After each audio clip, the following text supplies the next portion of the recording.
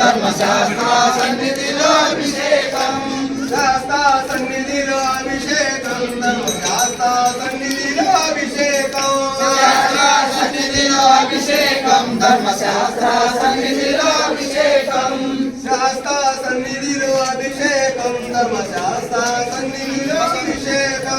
శాస్త్ర సన్నిధిలో అభిషేకం ధర్మశాస్త్ర సన్నిధిలో అభిషేకం